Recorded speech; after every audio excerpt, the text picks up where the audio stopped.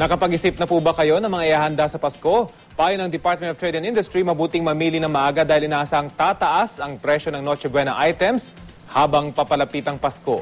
Balitang hatid ni Marisol Abduraman.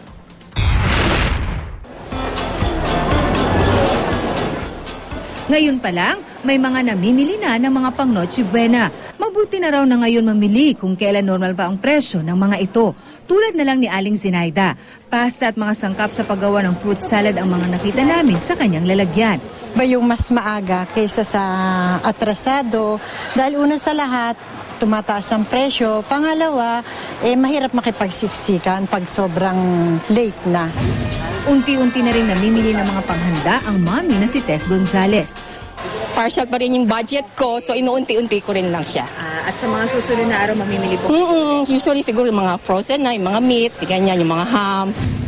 Ayon sa Philippine Association of Supermarkets Incorporated, karaniwang talagang tumataas ang presyo ng mga Noche Buena items habang papalapit ang Kapaskuhan. Kaya habang mababa pa ang presyo, payo ng PASI, maganda bumili na yon. Tapos, imbak na lang nila kung may mga refrigerator sila o freezer. Gaya ng yung mga hamon, saka queso de bola. Noong nakaraang taon, 2 to 4% ang itinaas sa mga presyo ng mga pang Noche Buena at malamang ganito rin daw ang itataas sa mga presyo ngayong taon. Traditionally, tataas ang bentahan pag December. Kasi mga tao, kahit pa paano, basta na may pera na nakatanggap na ng bonus, tatakbo sa tindahan niyan para mamili. So tumataas ang demand. Tumataas ang demand. Hindi na nga marahil kumpleto ang Pasko kung walang pagsasaluhang Noche Buena. Kaya naman payo ng PASI, kung meron na rin lang tayong mga naitatabi na mga extra na pera o di kaya kapag dumating na ang mga bonus, mas mainam na mamili na ng mga pang Noche Buena ng mas maaga.